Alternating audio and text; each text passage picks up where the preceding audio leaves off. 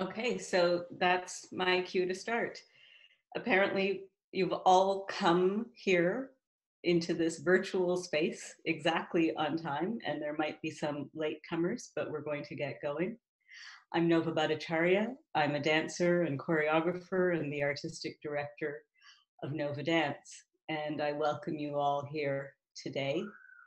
Anyone needing ASL interpretation can pin David's video block so that it remains the largest on their screen. And you need speaker view selected in the top right-hand corner to do this. Thank you to David Kalenda, who's providing ASL interpretation for us today. We're at a strange time. You don't need me to tell you that. Rituals like birthdays and funerals and weddings are being reimagined and rescheduled. And this moment is no different as we try and deal with land acknowledgement in this virtual space.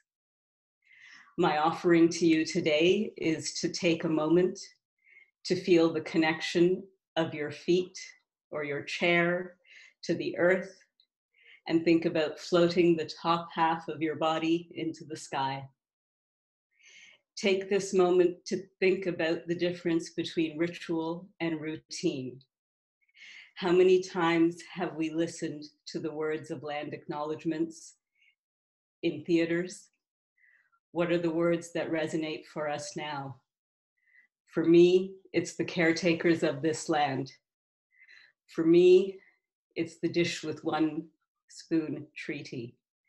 And these ideas and principles that we've been enshrining in our lives in the arts.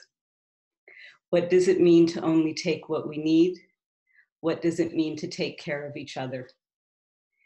And in that spirit and in that intention, I also invoke the idea of a circle and what it means when we all come together as people who are united, as people who all believe that art makes the world a better place. The structure, I'm going to pause. Sorry, it's weird allowing for silence in the digital space, but we're going to try and do that. This is also, of course, new technology for all of us, so please bear with us as we do our very best. The structure for today's update will be a 15-minute update from Pat Tobin, the Director of Arts and Culture Services of the City of Toronto, and then a 15-minute update from Claire Hopkinson, Director and CEO of the Toronto Arts Council and Foundation. And then we're going to try and get to questions that you've taken the time to craft and send to us. And if we are efficient with those, we'll have some time to take some questions from you live. Thank you again for being here. I'm pleased to welcome Pat Tobin and ask you to share your update with us today. All right. Thanks a lot, Nova. Thanks, David Kalenda. Thank you, Claire, for pulling us together. Thanks, everybody, for taking the time to join. And I think Nova's words about the exceptional moment we find ourselves in, I think this is one of a number of opportunities, hopefully, that we can find ways to take care of each other. And our goal in coming together is for the Toronto Arts Council in the city to offer you as much information about how we propose to do that and hear from you of how we should do that so that we can all move forward. I'm going to talk about three things effectively. What has been going on in the city of Toronto in a large sense since the call of the global pandemic by the World Health Organization on March 12th, and what city efforts look like. Secondly, I'll speak a bit about what that means for the city's arts and culture services section. And finally, I'll talk a little bit about recovery and look forward. As Nova said, we've had a great response in the registration of this event with people posing questions, many of them looking to the future. So I look forward to talking about recovery there and in an ongoing way. Taking care of each other, as Nova said, I know you're taking time out of your primary responsibilities of taking care of yourselves and your family, in many cases your colleagues, to be here. So our absolute commitment is to make this the best use of your time and to hear you and follow through. without overstating it, there's been a lot in the media about the posters popping up all around town in the Mirvish script by Dream that we're all in this together. And it is true if trite, and I think we're only going to get out of this in a way that minimizes the impacts on us over the long term by doing so together and by communicating, thinking together, acting together. And I think it's crises sometimes that demonstrate the best and worst habits of individuals and organizations. And I've got to say that thus far, I think the cultural sector has been marked by an instinct to collaboration, and importantly, in taking care of the most vulnerable in its midst, particularly workers and organizations and the equity-seeking communities who rely on organizations. So I think that is going to stand us well for how we manage through this together. I want to acknowledge as well as I sit here now in my home, but I'm normally working at a city hall, that not everybody on this call, on this webinar, enjoys the same comforts and security as some of us, and that's particularly true, I think, for myself and perhaps others on the panel today. And so I want to recognize that up front. And for those of us who work in public service, I think there's a duty that accompanies that security to make sure that, again, we're thinking about the most vulnerable amongst us and designing whatever solutions we can design with your collaboration to ensure that they're adequately cared for. And in the context of Toronto, I think that has a lot to do with equity-seeking groups and how they access cultural resources of all types, including funding. And I know, looking at the questions, that that's something that we'll be talking about over the course of today. So I'll just talk a bit about Toronto. So the City of Toronto has been working to mitigate the impacts of the COVID-19 crisis on the city in a way that is complementary to what other governments are doing, the federal government and the provincial government. Foremost, that has been shoring up a public health infrastructure and then ensuring that there's adequate resources to protect vulnerable populations.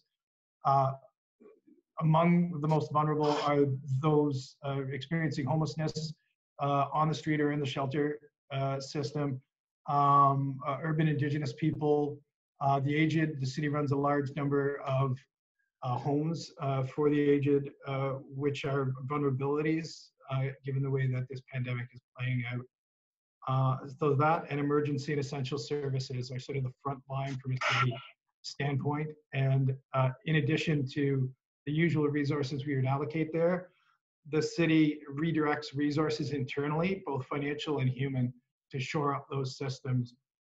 So for folks working in the city right now, many are being redeployed out to areas of essential services to try to support the workers who would normally be there. And that includes some of the staff from Arts and Cultural Services. So colleagues that you would work with, Al Jazbak, the manager of production, is today working in a home for seniors.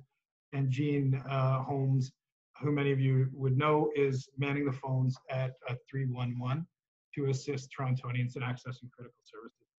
So that's been an element of our reality. We're redeploying our workforce, trying to figure out how we maintain continuity business in essential services, and then begin to build new infrastructure around mitigation and recovery. For Toronto as well, once you move from essential services, the public health crisis, through to the broader crisis and its economic dimension, there's been a significant focus on trying to, at the very least, alleviate financial burdens on individuals. So this is where you've seen deferrals of property taxes, utilities, fees, parking tickets, etc. It helps. It's not the totality of the solution, but the attempt is not make people's precarious financial situation worse and to do what the city can do. What that has meant then is that we've foregone revenue significantly at the same time as we're investing in the critical services area. So it's creating short-term financial challenges for us that we are working through. And for those that know cities financing, we're not in a position to run a deficit, so we work with the province to ensure we've got the financial flexibility to work through this. what that means for us at EDC, Economic Development and Culture as well, is we are committed to expediting our grants to cultural organizations, the TAC, the Toronto Arts Council, providing grants, but also the city providing cultural grants. We're working to move those as quickly as we can.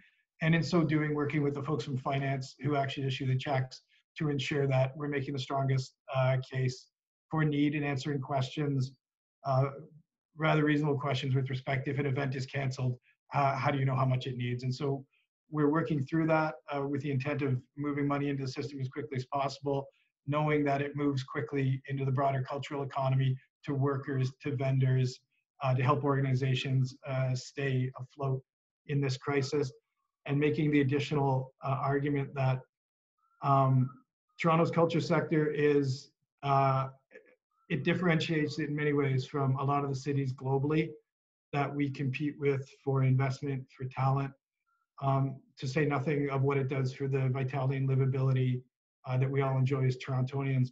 And so the cultural sector needs to come out of this in as much as possible intact, and moreover ready to play a significant role in recovery. We saw this in the 07-08 global economic crisis. We saw this post-SARS, that there's a unique and specific role for the cultural sector to play. So we want to make sure that we're mitigating the immediate impacts of the COVID-19 crisis and working with organizations to help them play a significant role in terms of recovery. In addition, what we're doing at Arts and Cultural Services,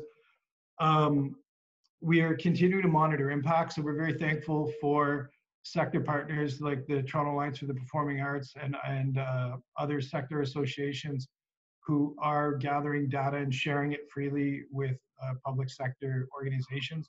We've sent out our own survey that we've pushed out to collect information from organizations about the impacts.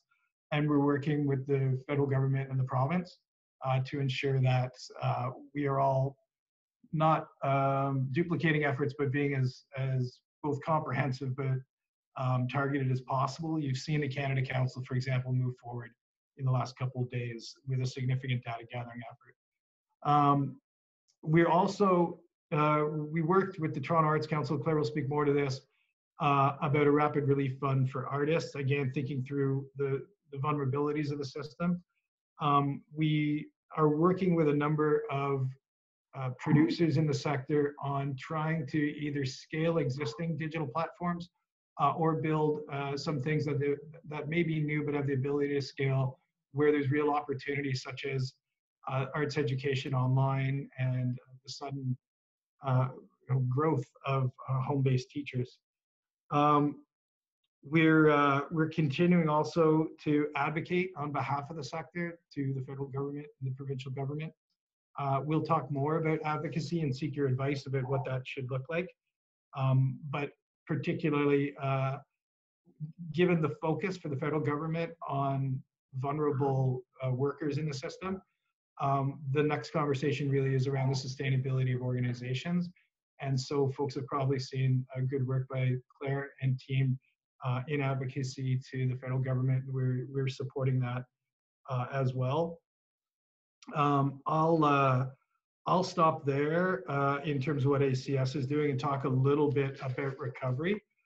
I think that it's worth noting that this is really people are saying unprecedented quite frequently with respect to COVID-19, but it really does outstrip what we saw in 07-08 and certainly what we saw in SARS.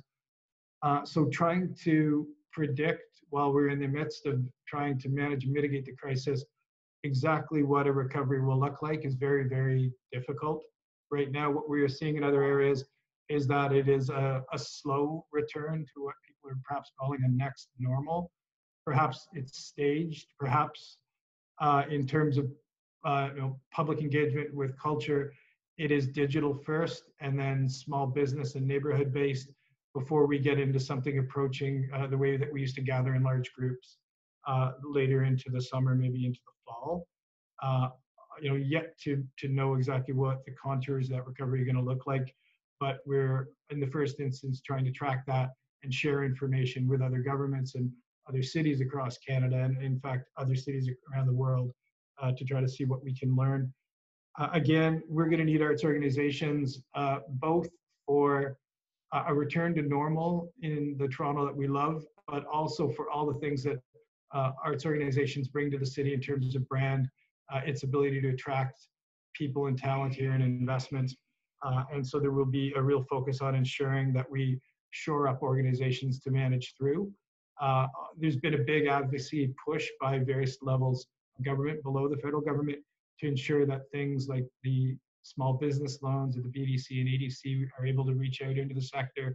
Our next challenge might be looking at how those loans reach into live music venues, given some of the restrictions around alcohol sales, et cetera. So there's a really active conversation, and we've been quite encouraged, I think, at the willingness, particularly the federal government, to make some changes. And we expect that they'll continue to make some changes. We realize, though, too, that the scale of this crisis is going to mean that we're not going to look exactly like we looked a month ago, whenever it is that we are fully out from the COVID-19 crisis. And I think returning again to the question about equity, we have to make sure that we're very, very deliberate. And I'll thank Charles Smith for his question on registering for this, about how we'll actually do that. We have to be really deliberate that the equity gains that have been made by Toronto writ large, but the cultural sector particularly, that those are not lost as we move to recovery. One of the learnings out of SARS recovery was that there was a little bit too much focus on a sort of a top-down approach and a first move to take care of the largest organizations, which left the most vulnerable workers in those organizations a little less supported, a lot less supported. I've been really happy to see that all governments, I think, are recognizing that there were gaps formed by that response. And not only that, in the interim period since SARS, we've seen the gig economy take hold, nowhere more forcefully than in the culture sector. And so we've got to make sure that we're understanding the needs of vulnerable people. I think also beyond ensuring that we bear equity foremost in mind as we design responses, I think we also need to think about the opportunity in this crisis in accelerating the digital transformation for the Toronto cultural organizations. We've already seen Toronto has, I believe, 51 organizations that were funded by the Canada Council Digital Strategy Fund, to say nothing of all those organizations doing incredible work on their own merit, independent of the DSF. But those organizations have already come together and looking at how they adapt what they've been working on to anticipate the way that people are going to engage and interact with art in the future, so that we as a sector come out of this, making the most of that digital advantage. I think also we've got other strengths that we're going to have to think about. Canada and Toronto specifically going into this crisis was riding high on its global visibility and brand.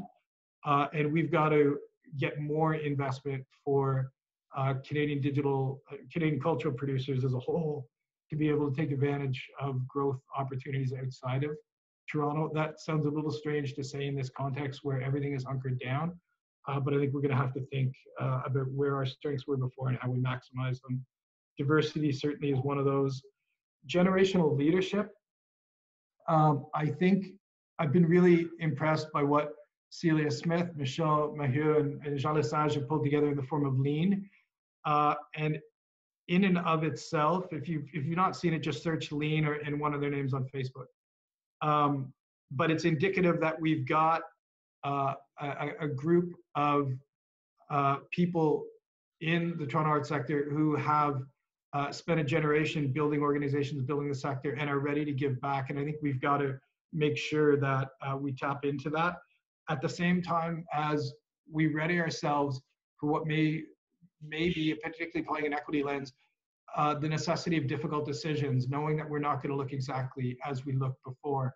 And that as we come out of this, we've got to ensure that recovery efforts and investments put us on a track to have the cultural sector that's going to be relevant and responsive to Toronto for 25 years going out. And that may entails some difficult choices amongst all of us as funders and as individuals running organizations at a point.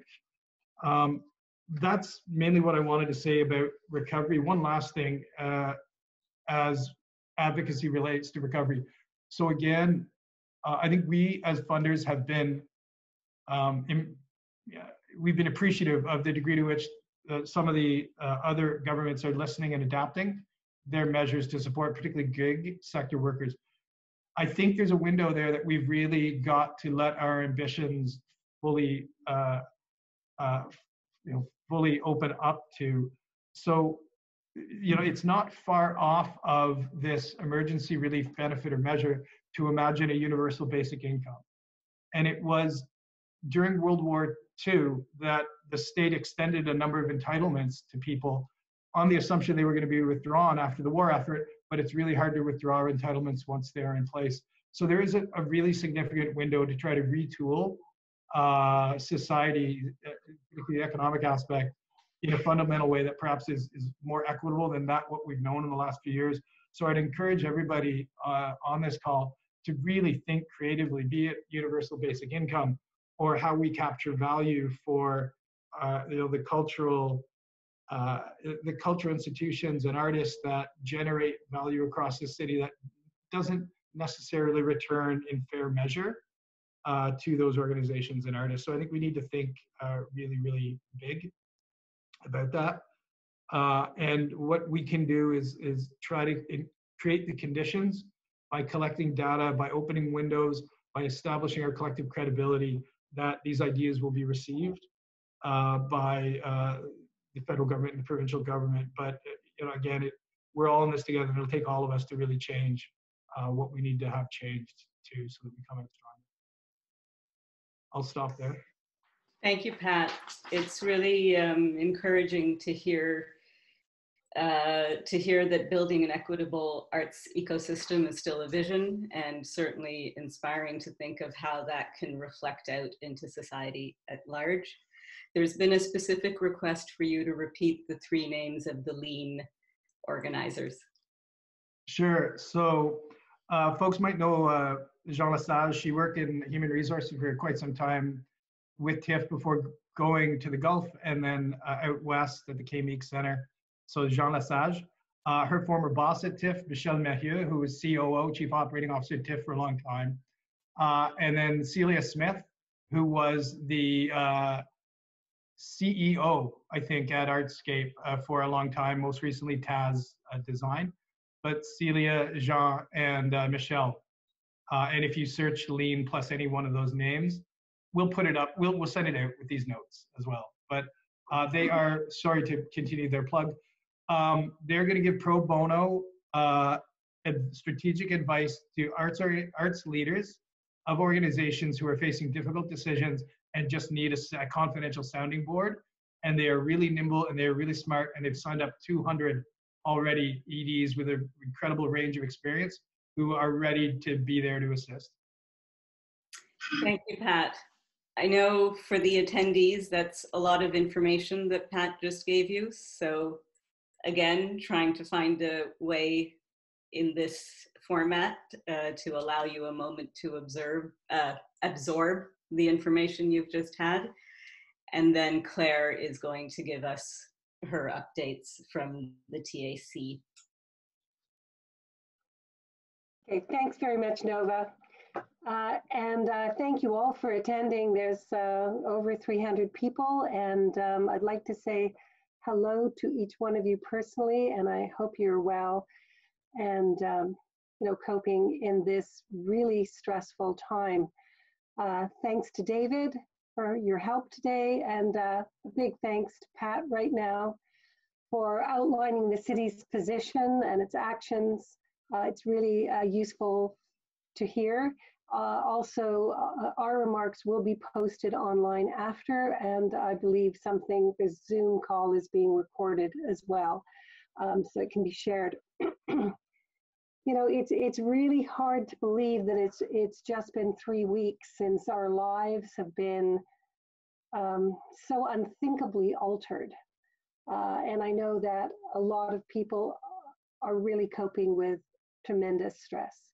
But just to start, I want us all to think about a few high points that we might have experienced in the last 3 weeks, any moments of joy.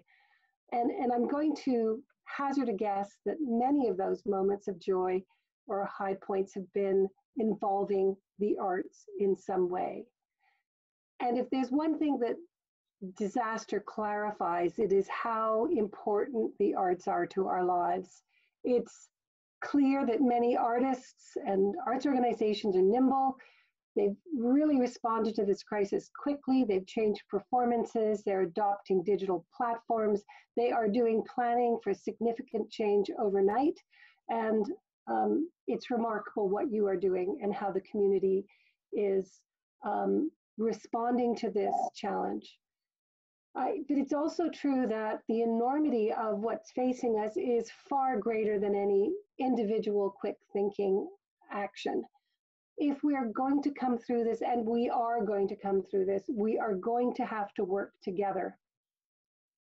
So I'm just going to spend the next 10 minutes outlining things that the Toronto Arts Council has done, is doing, and things that we are working towards. So off the top, and you know this, but I'll say it, the Toronto Arts Council's primary objective is always the well-being of Toronto's artists and arts organizations, and connecting that work to the people of Toronto.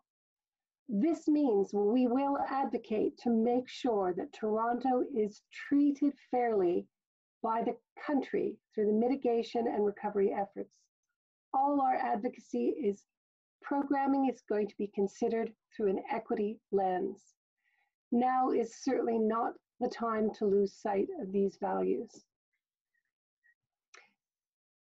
Secondly, the provisions that Toronto Arts Council has made that directly affect you, our grant recipients, are: we have committed to you that there will be no penalty exacted on grant recipients who are unable to present their projects or events as a result of COVID. Those are grants that have been previously awarded.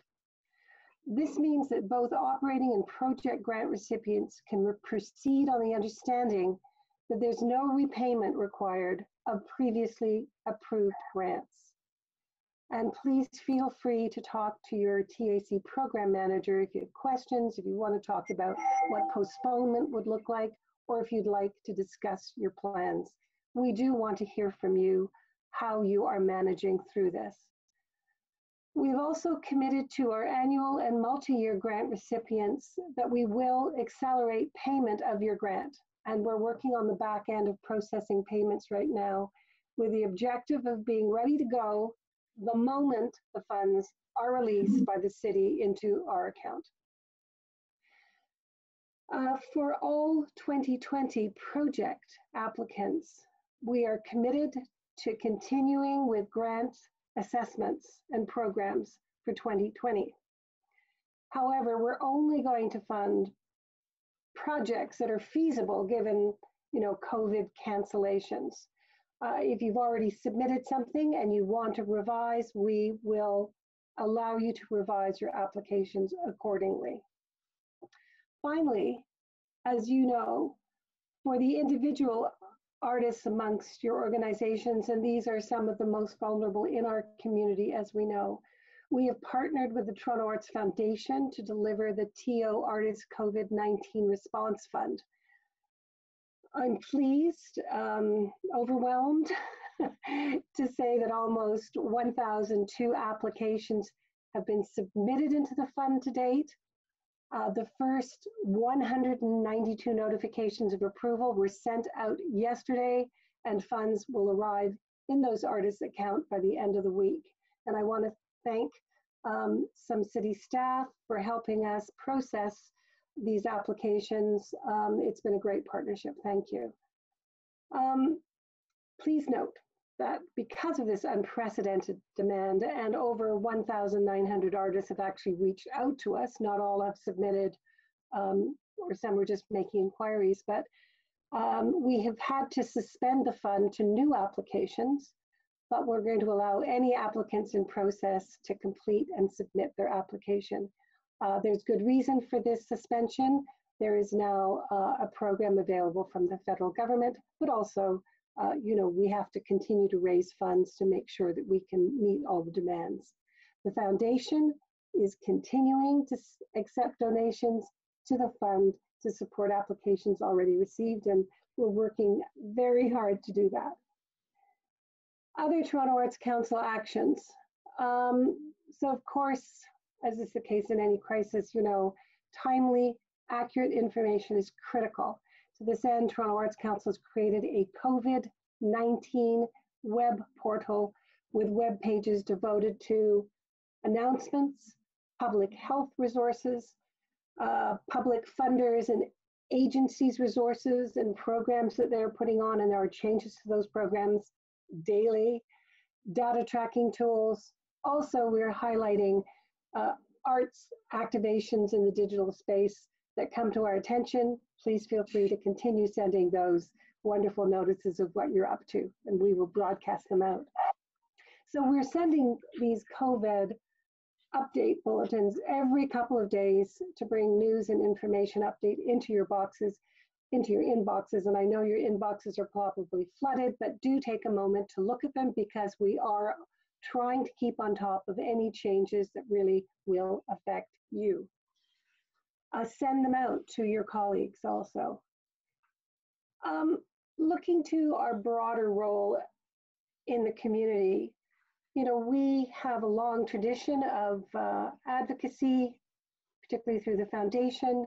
We have a wonderful advocacy network, and we have many colleagues and board members who are really very well connected. So we will continue to work with arts advocates locally, provincially, federal. A shout out to the ASOs, to TAPA, to Arts Pond, to Business for the Arts, to all of you, and to Canadian Arts Coalition, to all of you who are really working hard to advocate. We will continue to link in with you to try to message in ways that are harmonious. The focus right this moment is on federal advocacy, because they are really being very proactive with support programs right now. And we want to make sure that they understand the issues facing the arts community, and most particularly the Toronto arts community. So Toronto Arts Council sent a letter to federal ministers a few days ago advocating for support for Toronto artists and arts organization. A copy is on our website. We also, of course, advocated on behalf, not on behalf of, but for general support for the arts sector across the country. Please feel free to resend this letter, adapt it, use it as you wish. So we are going to continue to follow up, and we've been doing this daily, focusing on the eligibility of artists for the Canadian Emergency Response Benefit, CERB. In particular, we're trying to get clarity on the requirement for zero employment income, which doesn't necessarily suit some artists very well who are receiving royalties. And it does seem, as Pat pointed out, there is some responsiveness from the federal government as they learn the nuances of each particular sector. They're trying to get something out across all sectors, but we know that the arts sector has some very specific issues, and we will continue to reach out to them and educate them. We are following up on the eligibility of arts organizations, not-for-profit arts organizations, for the 75% Canadian Emergency Wage Subsidy, CEWS, I think it is. I don't know if that's how you pronounce it, CEWS. Again, ensuring that neither the requirement for a 30% drop in funding nor the exclusion of public bodies, funding bodies, exclude arts organizations from participating. We know that there is a wide range of arts, public arts subsidy in the arts sector.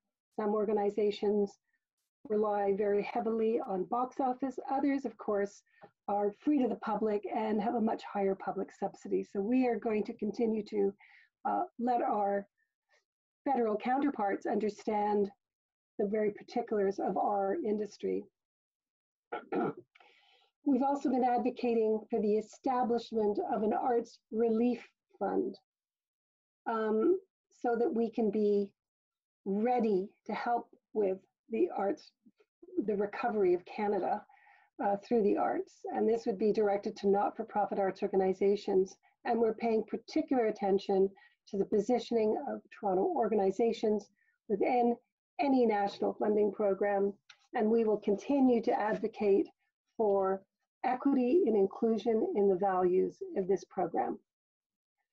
We, as you've noticed from our letter, we are advocating for enhanced charitable tax donation credits through to the end of 2021 to incent increased private sector support.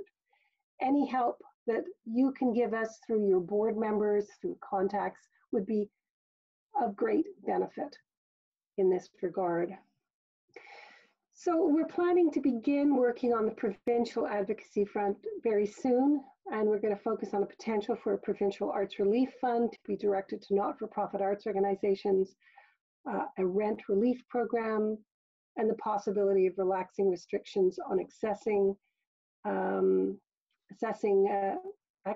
endowment funds for immediate expenditure. You know, all of these efforts we can only do in partnership with you, with board members, with arts organizations, with arts service organizations, and with other advocates. So I thank you in advance for all the energy you're putting into this.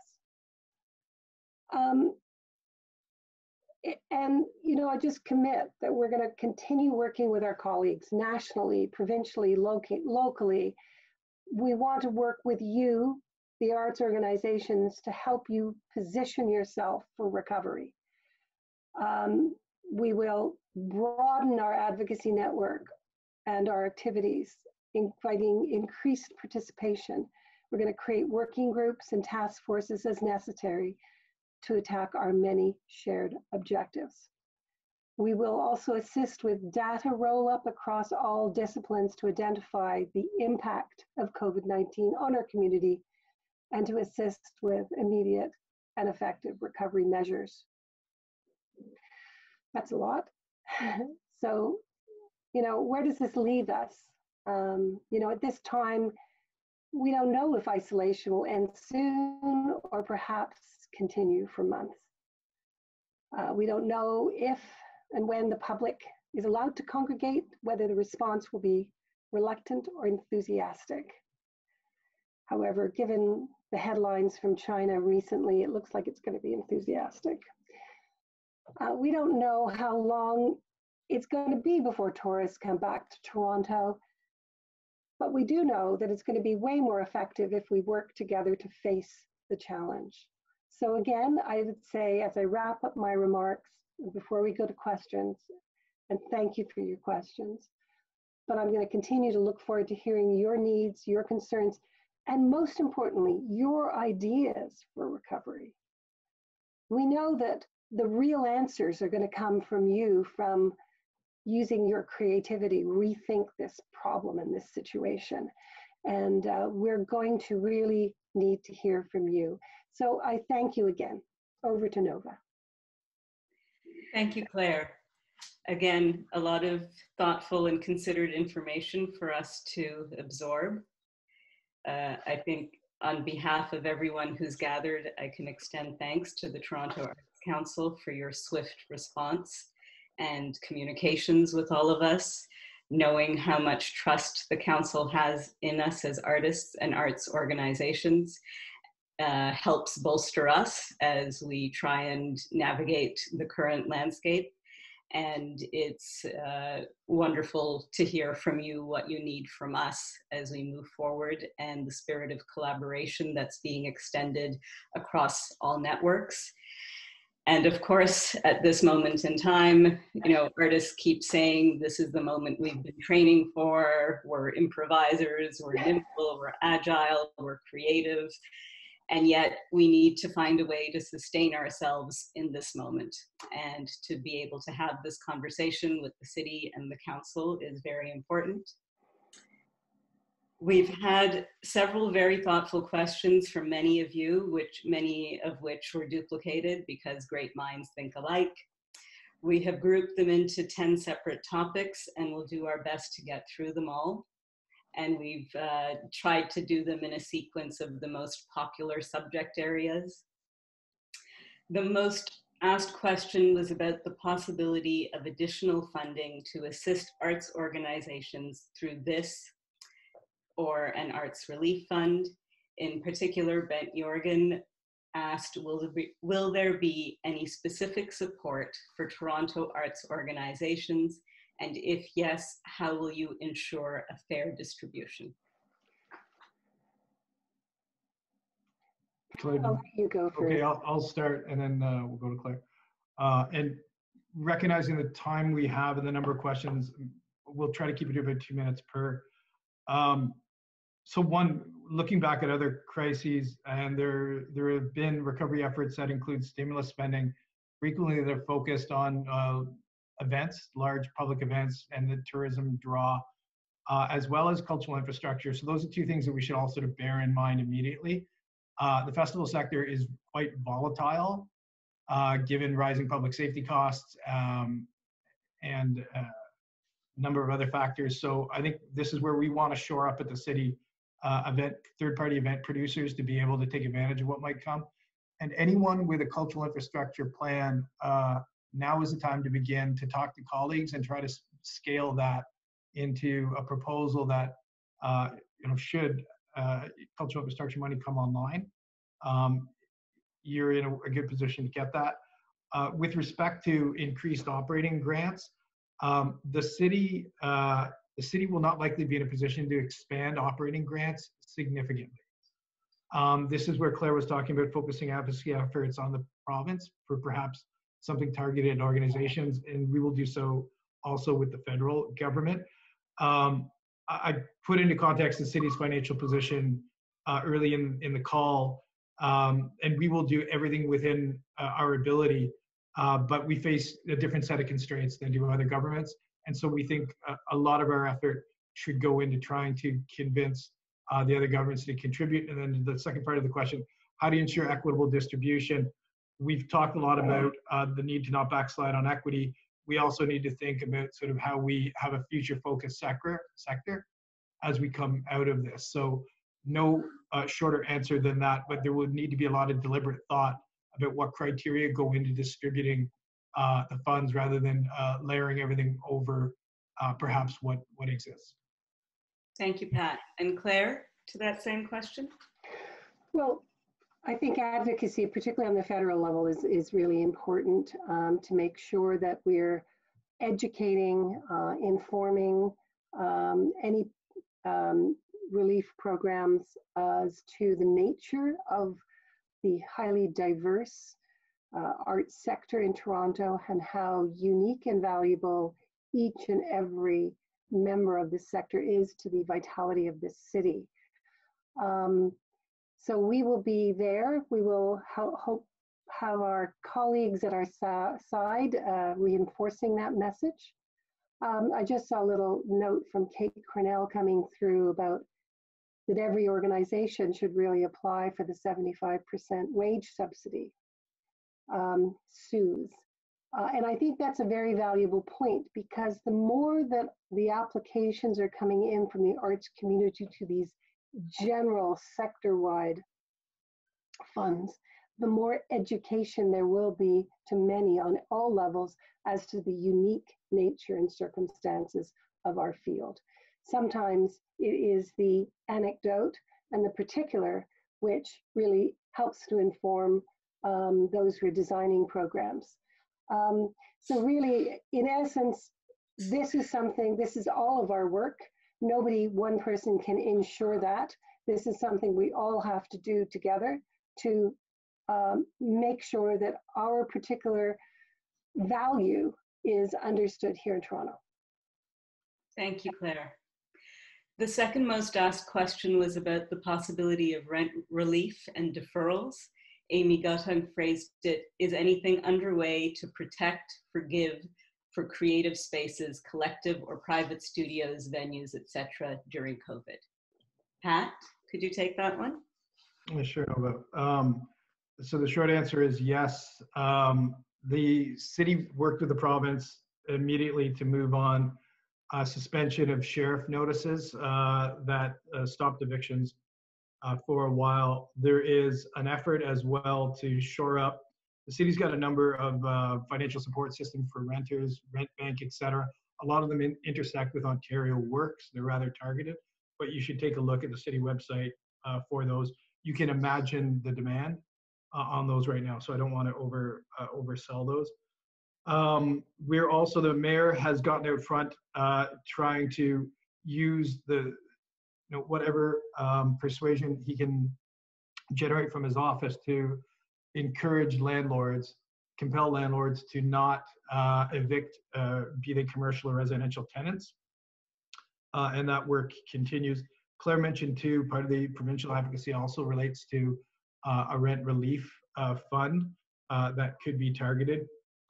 And then this question came from Amy Long Winter, who Long Winter's been doing some really interesting work with counterparts in France on structural responses to this. We need to redouble those efforts. We need to figure out, again, how we capture the value that's been generated in cities by artists and creative organizations, so that at the very least, we can ensure that they've got accessible and affordable space going forward. And that for the city is going to be a big focus in sort of trying to change the fundamental structure of how we allocate space to creative organizations. And we'll be working a lot on that. So unfortunately, no checks out the door for renters, but a lot of work to try to figure out how best to stabilize the situation and then find funds available to commercial and residential rent. Thank you, Pat. Several of you also wanted to know about the CERB. Sylvie Bouchard asking, will the emergency fund from the government allow people to have some revenue during that time? Claire, do you want to just sort of talk about the federal advocacy that you're doing? You're still muted, Claire. Yeah, okay, sorry about that. So thank you, Sylvie, and for others who posed that question. This is a remarkable opportunity, and you should take advantage of it. Every artist who can should take advantage of this program. If you somehow don't fit into the criteria of this program, please let us know why, so that we can feed that information upstairs. This program is still going through several iterations. The Prime Minister acknowledged just recently that they're working through various details, that they are not insensitive to the issues of the gig workers, and that they may provide some changes to the plan to allow for those anomalies in the gig economy. Again, let us know what difficulties you have, but this is a really exceptional opportunity for artists, for arts workers who also, you're allowed to continue working while you receive these funds. So if you want to go ahead with programs, the government will still underwrite your income to the tune of $2,000 a month. What I can say is to please read our bulletins. As soon as we get more clarification on this program, we will post a link to it on our bulletins. Thank you. Thanks, Claire. Pat, we're going to come back to you. There were several questions about grants from the city. Jackie Santos of Mural Roots asking, when can we expect to hear about City of Toronto grants and whether we have been approved or not? And Steve Lusk asking, how has the funding for public art been affected? Okay, so to Jackie's question, much like the KC, we're working to expedite our grants. While for some of the very large ones, or instances where the activities for which the applicant applied are no longer taking place, we're just answering some questions around that with the intention of still moving the money out as quickly as we can. With Mural Roots, I think that's a grant under the Cultural Hotspot program, the Spark Initiative, and those are heading out the door. We operate on a rolling set of deadlines. So there are some like the Indigenous Arts and Culture Partnerships Fund that has a May 16 deadline. So those will be playing out in the future. Year of Public Art funding has not been impacted. So there was $1 million allocated in the city's budget 2020 for the Year of Public Art, which was to be seed funding for organizations to ready projects to come online in 2021 to complement the money for the Toronto Arts Council's Animating Toronto Streets program. Two things. One, if folks saw the media reporting over the weekend following the mayor's press conference on Friday, the city is in the negative to the tune of $65 million a week right now for, again, that combination of collapsed revenues and rising expenditures. What that means is that we need to figure out exactly how we shore up the financial resources necessary to manage through the emergency. And there are questions that are being asked of, can people defer expenditures, as you are asking yourself in your own organization. The cultural grants compose a small proportion of the city's $13 billion budget. And so thus far, there is an understanding that it's very important to move those out because, again, that money goes into the economy, helps people stay employed, helps organizations stay afloat. For Year of Public Art, we'll be looking to move that money more in the third quarter of our fiscal year that starts in June, but it'll be used for the same purposes. Whether or not we need to shift some of that forward to give the city a bit more breathing space in the 20 fiscal year, that may come to pass. But none of that money has been committed to individual organizations at this point. Thank you. Another question for the city. A number of people asked about recovery plans, much of it tied to future marketing. Jacoba from TAPA specifically asked, how does the city intend to facilitate and ensure a holistic cross-sectoral marketing plan that will serve to attract audiences? So back to me. There's thanks, Jacoba, for the question. I think, again, we've all said that the cultural sector is going to feature prominently in recovery, although we don't know the nature yet of that recovery. I think sometimes it's easy for us in Toronto to look at SARS and try to pull lessons from that, whereas SARS was a really different thing and had an international dimension. That isn't necessarily the case in COVID, which is playing out quite similarly across the globe. So marketing will be different. It'll be less sort of the destination marketing that was a feature of SARS, and more, set within the context of whatever public health guidance we have at the time, encouraging Toronto to sort of reemerge from our collective isolation and to re-engage with ourselves and with each other as neighbors. And there will be a lot of conversation, as there is post-crisis, about social cohesion and the community's return to normal, and the arts have a critical role to play in that. So marketing, I think, this is all really speculative, but will follow the best advice of the sector. It feels a bit premature to speculate a bit beyond that, but it also does feel like we're going to move through phases that are first digital, second smaller scale to focus on small business, small organizations and neighborhoods, and then maybe move into mass marketing outside of Toronto, where you're looking at greater movement of people across borders. Thank you. The next question, Pat, you've referred to a couple of times. It comes from Charles Smith asking about what type of support, this is a TAC question, Claire, what type of support will the TAC provide, if any, for racialized arts groups that do not have core funding?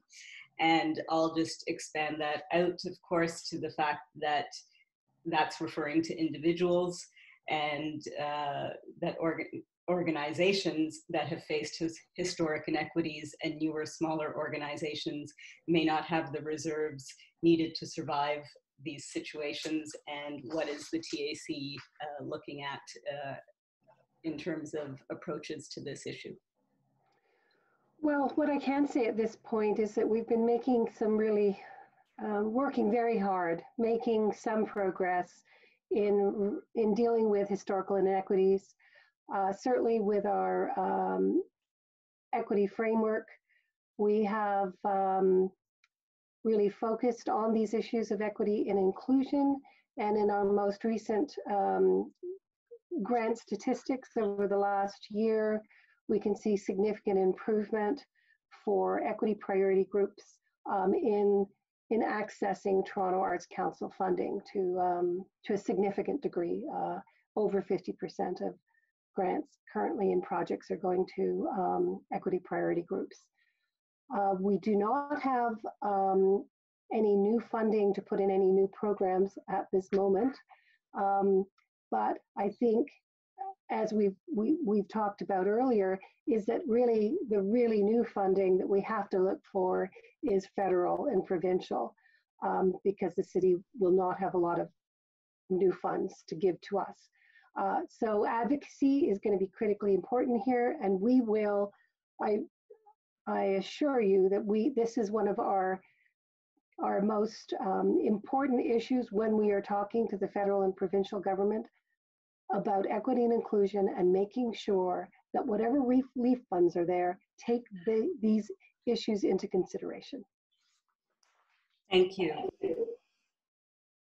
A couple of questions in regard to organizational management and direction. Eric Stein of Ashkenaz asking, should we continue wait and see how things play out, or would we be wisest to cut losses now and cancel our festival, their festival taking place in September? And Kayla McGee from the Music Gallery asking, what direction do we have in paying out contracts to artists and production crew for canceled performances? Claire? Sorry. So this is we're running out of time, but this is a really important question, and it's an important question we're wrestling with as well. Essentially, I'm going to say we have to trust to the arts organizations to make these decisions the best they can, working with your boards of directors, thinking about the relationships you have with your stakeholders, with your artists, with your vendors. What is going to prepare you in the best way for recovery? We cannot we can't give a one-size-fits-all answer to that. But if you are feeling, if you're struggling with answers to these questions, I think it's fantastic that Lean has been started. Also, there are others in the community who may have thought through these issues or had to because they were right upon them, and best practices can be shared. But ultimately, I believe that we can trust in the values that we've been exposed to in the arts community, the values of each organization as you navigate these very, very difficult decisions. We know that they are taken with great thought and care, and with a lot of, a lot of stress and anxiety sometimes, because they are people you are working with. So it's balancing between those relationships and the need you have to prepare yourself for recovery. Thanks, Claire. Just so everyone's aware, we're right at 3 o'clock. We have 2 more questions to get to. So we are going to stay on the line. And for those of you who have to leave, we will have the recording available after this session. A couple of questions came in about tax policy and the specific challenges of charities. Ben Coleman of the TSO asking about the city's interest in helping to advocate for increased charitable donation tax credits. Well, this is just a fantastic idea. And I first heard about it at the Mayor's Arts and Culture Roundtable. And we immediately put it into our letter to the minister that both we should be looking at enhanced tax credits through to the end of 2021, but also there was also a proposal that donations made in 2020 up until taxes are filed should be taxed at a rate of 2019 before the market crashed. We will continue to advocate. This is exactly where your boards of directors, who may have friends in high places and in the finance minister's office, for instance, where you could say that this is one of the better solutions to help organizations, because not only is it a loss of box office, a loss of earned income, and then extraordinary expenses, but also because of the market downturn, there is a downturn, we have heard from some quarters, in donations. And we also need to collect that data so that we can report out on what that impact is on the sector. So thanks, Ben, for that question. And I encourage you all to take that suggestion and put it forward.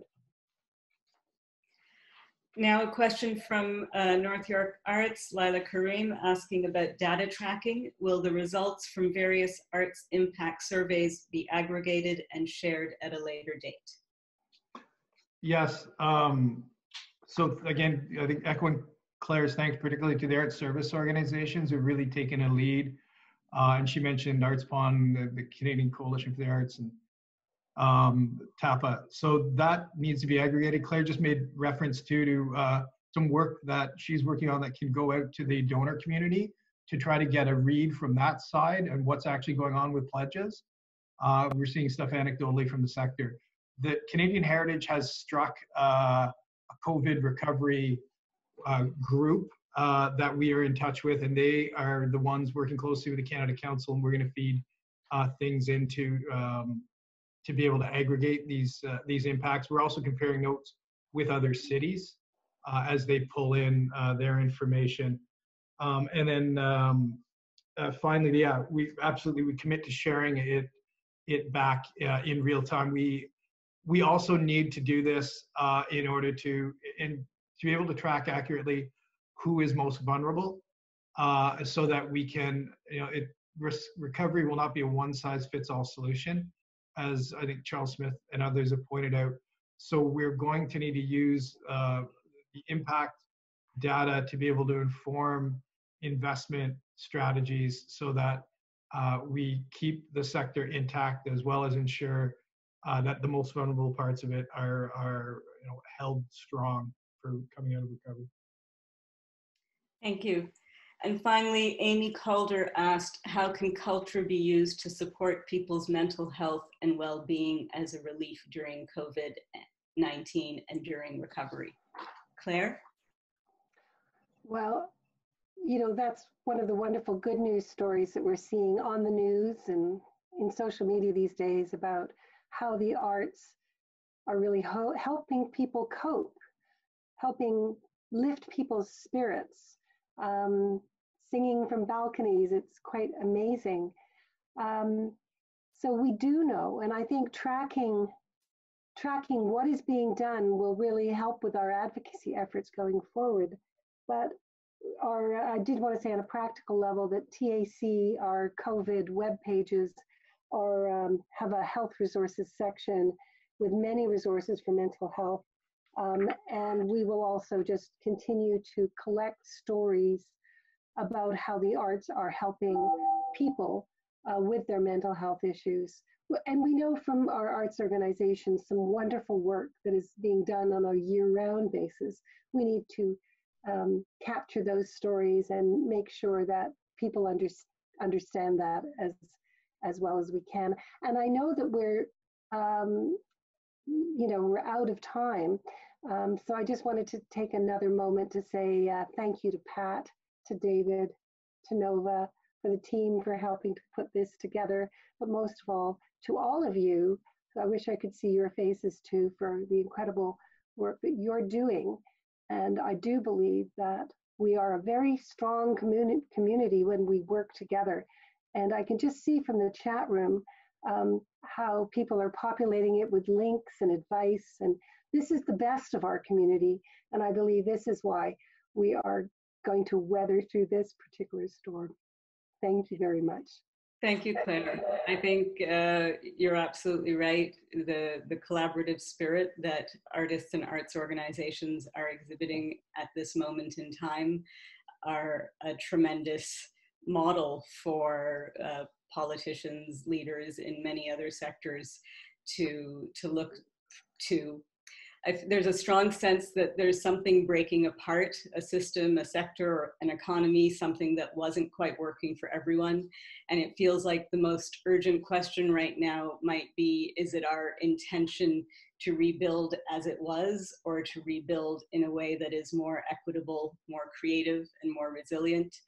We need our commitment to the arts community and our audiences, to the public that our art is supposed to be speaking to serve with our art. And how can we all be better versions of ourselves, and to commit our resources to the future. And so just finally, in closing, I would invite everyone to again return to the beginning and take a moment and feel connected to the land and think about what was, what is right now, and what will be. Because I think all of us working together mean that we will have a promising and hopeful future. Thank you.